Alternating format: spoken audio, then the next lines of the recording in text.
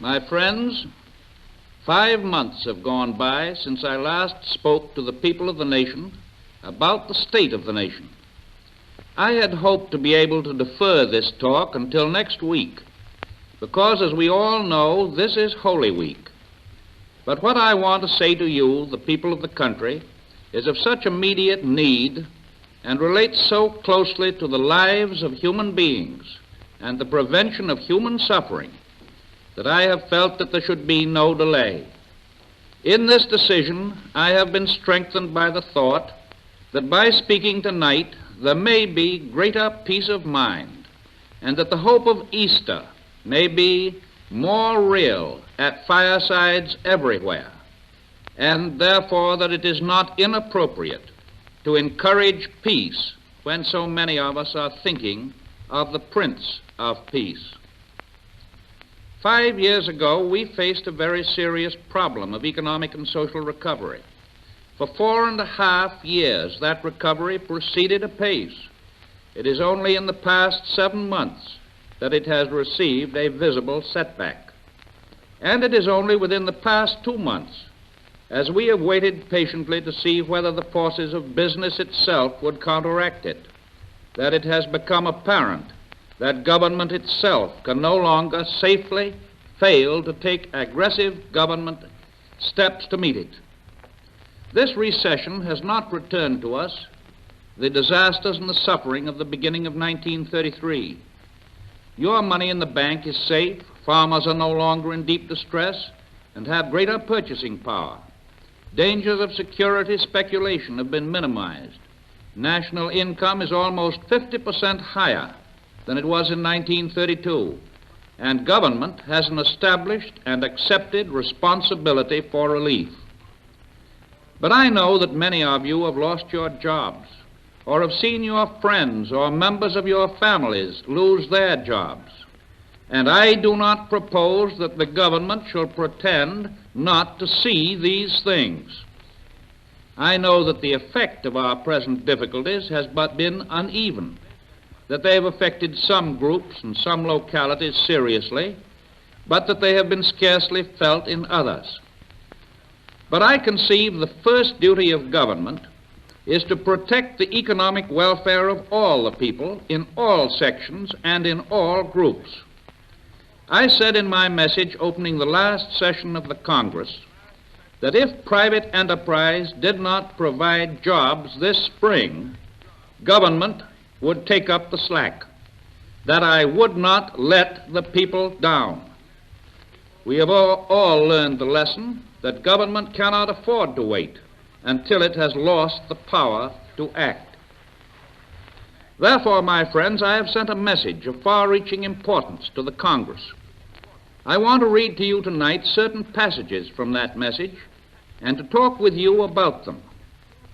In that message, I analyzed the causes of the collapse of 1929 in these words: over-speculation in and over-production of practically every article or instrument used by man. Millions of people, to be sure, had been put to work, but the products of their hands had exceeded the purchasing power of their pocketbooks. Under the inexorable law of supply and demand, supplies so overran demand that production was compelled to stop. Unemployment and closed factories resulted, hence the tragic years from 1929 to 1933. Today I pointed out to the Congress that the national income, not the government's income, but the total of the income of all the individual citizens and families of the United States, every farmer, every worker, every banker, every professional man, and every person who lived on income derived from investments, that national income had amounted in the year 1929 to $81 billion. By 1932, this had fallen to $38 billion. Gradually, and up to a few months ago, it had risen to an annual total of $68 billion, a pretty good comeback from the low point. I then said this to the Congress: but the very vigor of the recovery in both durable goods and consumers' goods brought into the picture early in 1937, a year ago, certain highly undesirable practices, which were in large part responsible for the economic decline which began in the later months of that year. Again, production had outrun the ability to buy. There were many reasons for this overproduction. One of them was fear. Fear of war abroad, fear of inflation, fear of nationwide strikes. None of these fears have been borne out. Production in many important lines of goods outran the ability of the public to purchase them, as I have said. For example, through the winter and spring of 1937, cotton factories in hundreds of cases were running on a 3-shift basis, piling up cotton goods in the factory, piling them up in the hands of middlemen and retailers. For example, also, automobile manufacturers not only turned out a normal increase of finished cars, but encouraged the normal increase to run into abnormal figures, using every known method to push their sales.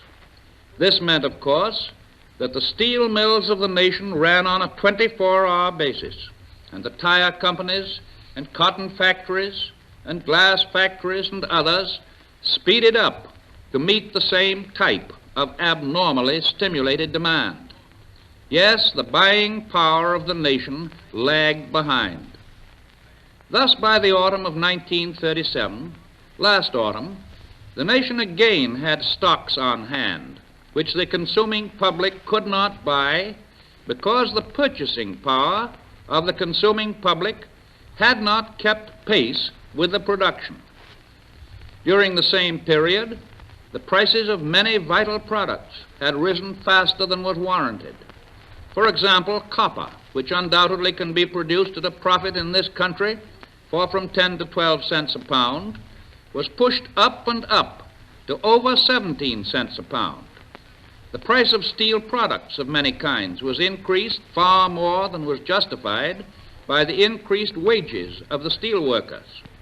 In the case of many commodities, the price to the consumer was actually raised well above the inflationary boom prices of 1929. In many lines of goods and materials, prices got so high in the summer of 1937 that buyers and builders ceased to buy or to build. The economic process of getting out the raw materials, putting them through the manufacturing and finishing processes, selling them to the retailers, selling them to the consumer, and finally using them, got completely out of balance. The laying off of workers came upon us last autumn and has been continuing at such a pace ever since that all of us, government and banking and business and workers, and those faced with destitution, recognize the need for action. All of this I said to the Congress today, and I repeat it to you, the people of the country, tonight. I went on to point out to the Senate and the House of Representatives that all the energies of government and business must be directed to increasing the national income, to putting more people into private jobs, to giving security and a feeling of security to all people in all walks of life. I am constantly thinking of all our people, unemployed and employed alike, of their human problems of food and clothing and homes and education and health and old age. You and I agree that security is our greatest need, the chance to work, the opportunity of making a reasonable profit in our business, whether it be a very small business or a larger one, the possibility of selling our farm products for enough money for our families to live on decently. I know these are the things that decide the well-being of all our people. Therefore, I am determined to do all in my power to help you attain that security, and because I know that the people themselves have a deep conviction that secure prosperity of that kind cannot be a lasting one, except on a basis of fair business dealing and a basis where all, from the top to the bottom, share in the prosperity. I repeated to the Congress today that neither it nor the chief executive can afford to weaken or destroy great reforms which during the past 5 years have been effected on behalf of the American people. In our rehabilitation of the banking structure and of agriculture, in our provisions for adequate and cheaper credit for all types of business, in our acceptance of national responsibility for unemployment relief, in our strengthening of the credit of state and local government, in our encouragement of housing and slum clearance and home ownership, in our supervision of stock exchanges and public utility holding companies, and the issuance of new securities, in our provision for Social Security itself, the electorate of America wants no backward steps taken.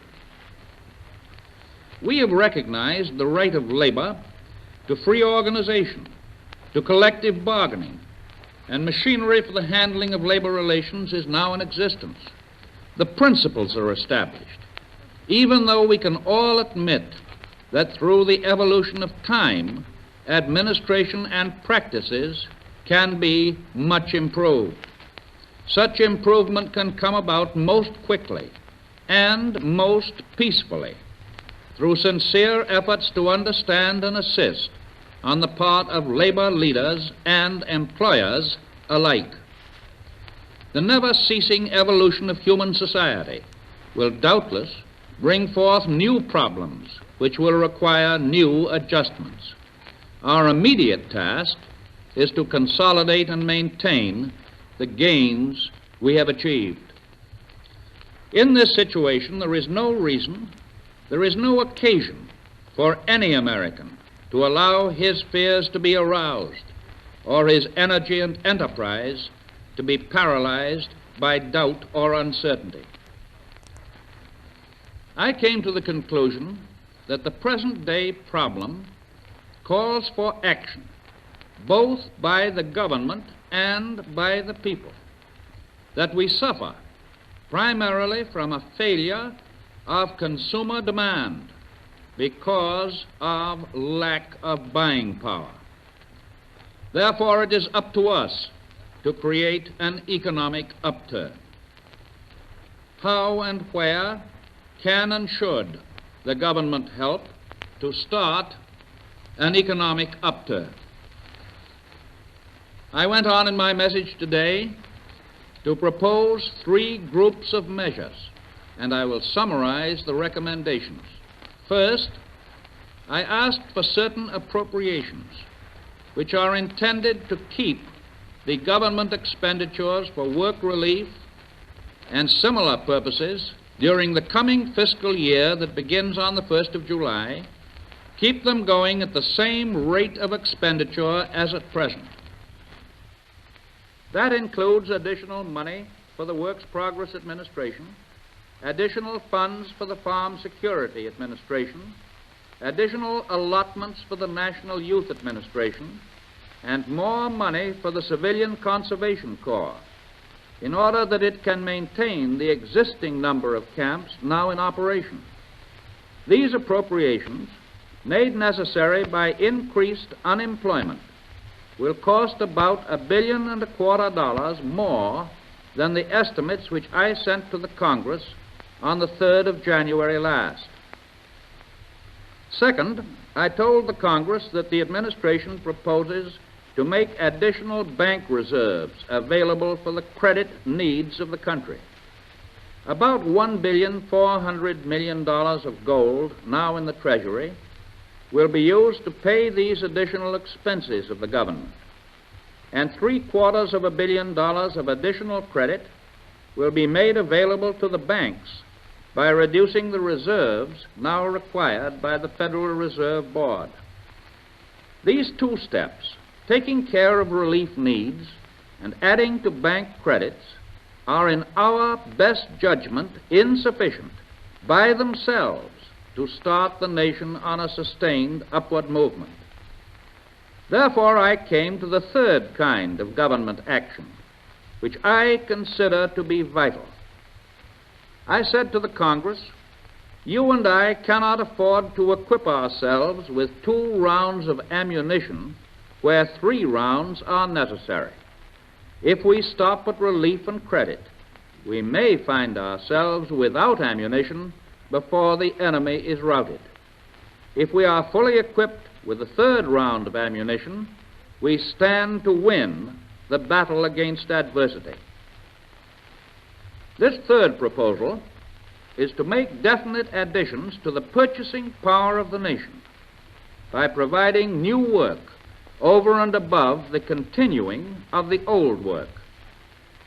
First, to enable the United States Housing Authority to undertake the immediate construction of about $300 million worth of additional slum clearance projects. Second, to renew a public works program by starting as quickly as possible about $1 billion worth of needed permanent public improvements in our states and their counties and cities. Third, to add $100 million to the estimate for federal aid highways in excess of the amount that I recommended in January. Fourth, to add $37 million over and above the former estimate of $63 million for flood control and reclamation. Fifth, to add $25 million additional for federal buildings in various parts of the country. In recommending this program, I am thinking not only of the immediate economic needs of the people of the nation, but also of their personal liberties, the most precious possession of all Americans. I am thinking of our democracy. I am thinking of the recent trend in other parts of the world away from the democratic ideal. Democracy has disappeared in several other great nations.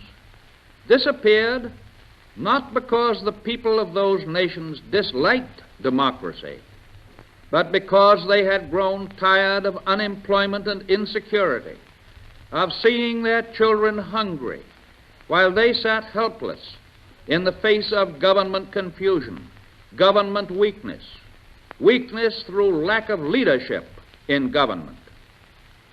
Finally, in desperation, they chose to sacrifice liberty in the hope of getting something to eat.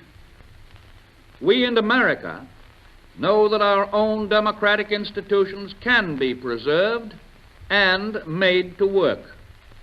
But in order to preserve them, we need to act together, to meet the problems of the nation boldly, and to prove that the practical operation of democratic government is equal to the task of protecting the security of the people. Not only our future economic soundness, but the very soundness of our democratic institutions depends on the determination of our government to give employment to idle men. The people of America are in agreement in defending their liberties at any cost, and the first line of that defense lies in the protection of economic security.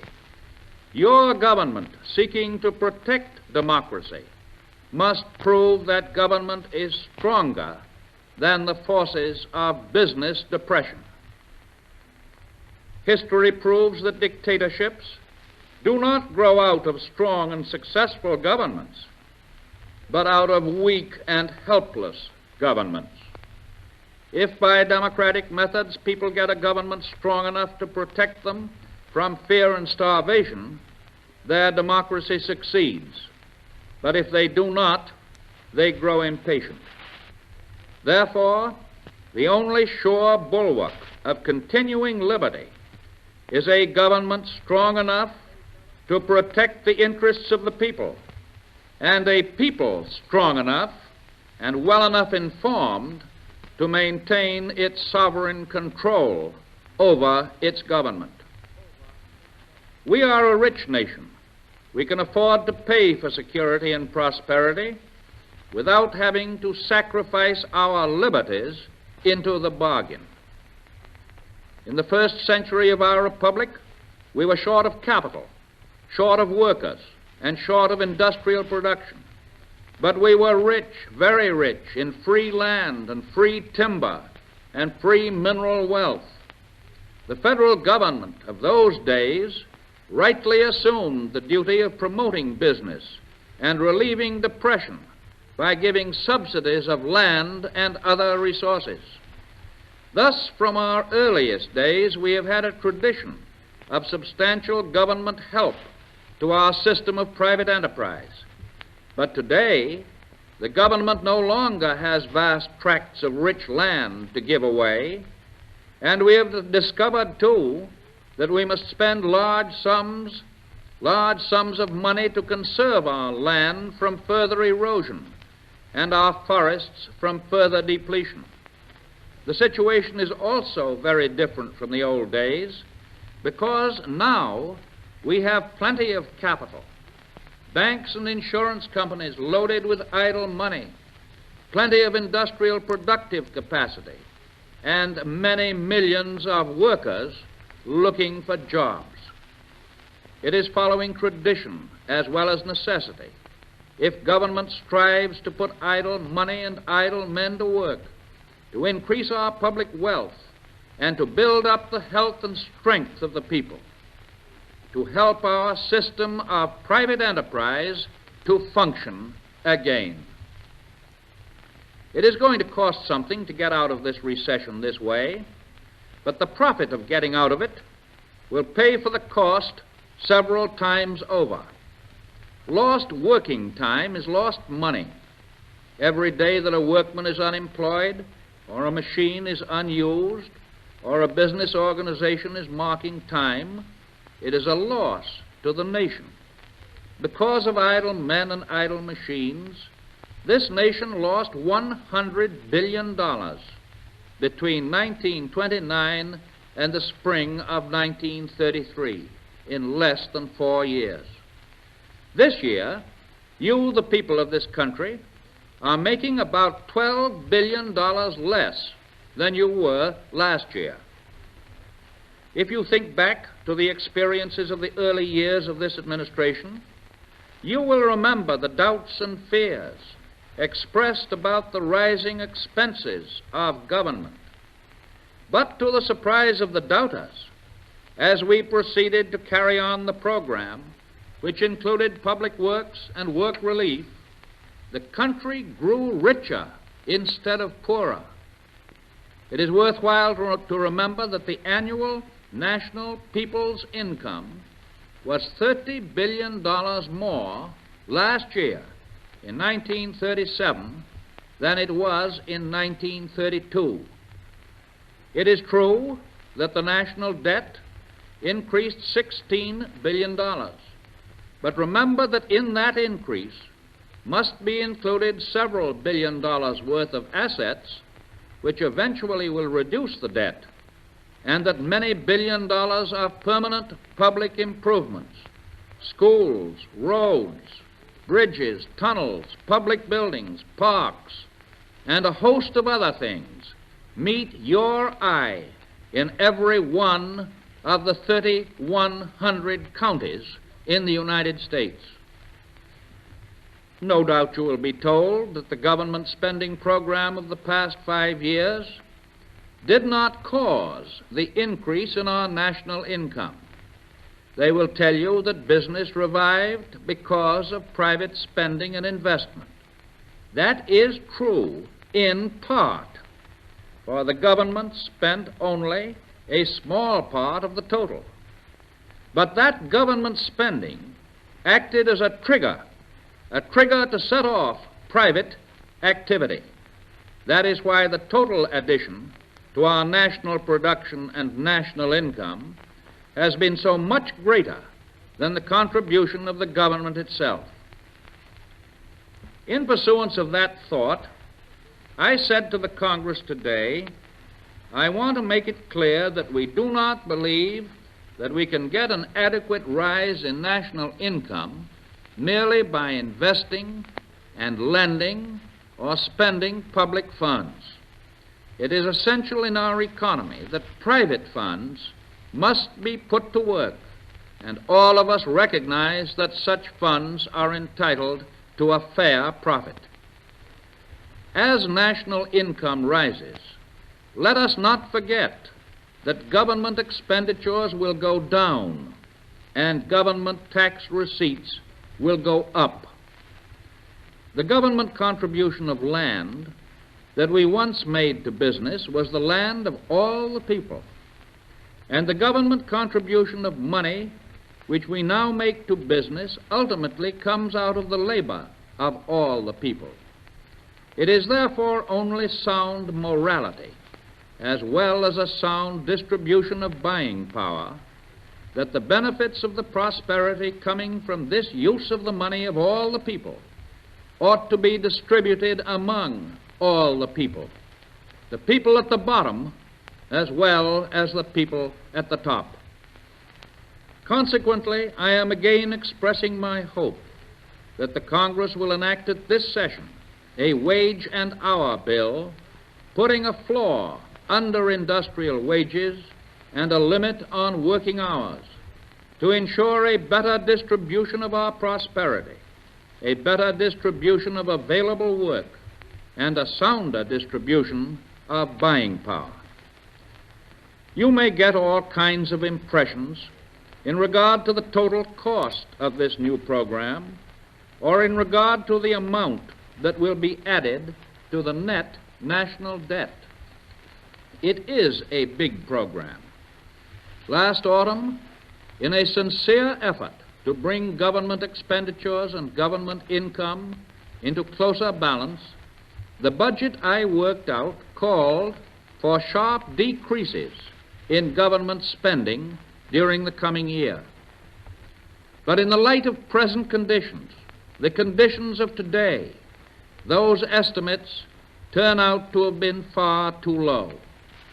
This new program adds $2,062 million to direct Treasury expenditures and another $950 million to government loans. And the latter sum, because they are loans, will come back to the Treasury in the future. The net effect on the debt of the government is this. Between now and July 1st, 1939, 15 months away, the Treasury will have to raise less than $1.5 billion of new money. Such an addition to the net debt of the United States need not give concern to any citizen, for it will return to the people of the United States many times over in increased buying power and eventually in much greater government tax receipts because of the increase in the citizen income. What I said to the Congress today, in the close of my message, I repeat to you now.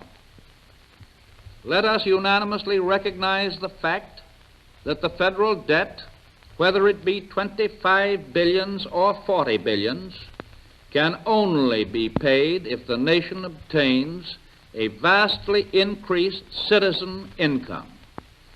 I repeat that if this citizen income can be raised to $80 billion a year, the national government and the overwhelming majority of state and local governments will be definitely out of the red. The higher the national income goes, the faster will we be able to reduce the total of federal and state and local debts.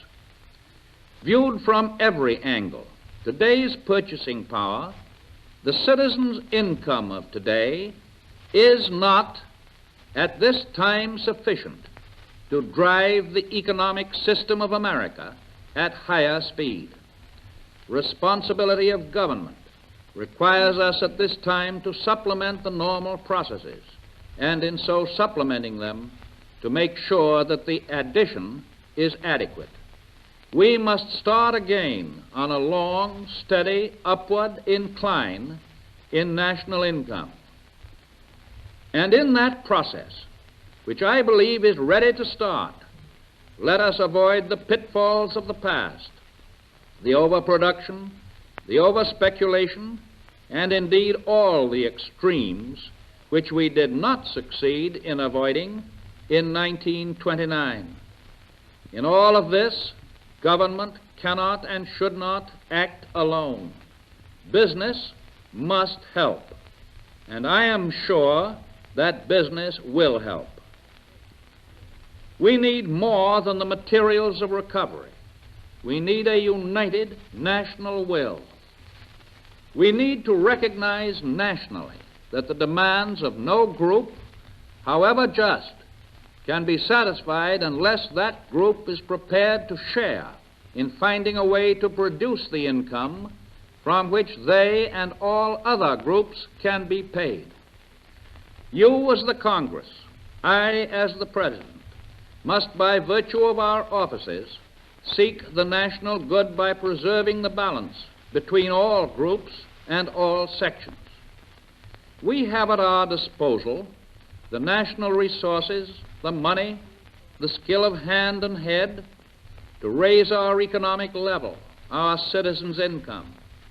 Our capacity is limited only by our ability to work together. What is needed is the will. The time has come to bring that will into action with every driving force at our command, and I am determined to do my share. Certain positive requirements seem to me to accompany the will, if we have that will. There is placed on all of us the duty of self-restraint. That is the discipline of a democracy.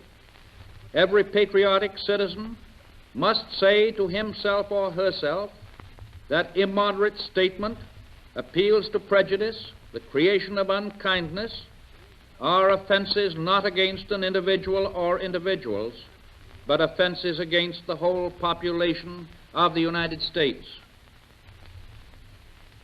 Use of power by any group, however situated, to force its interest or to use its strategic position in order to receive more from the common fund than its contribution to the common fund justifies, is an attack against and not an aid to our national life.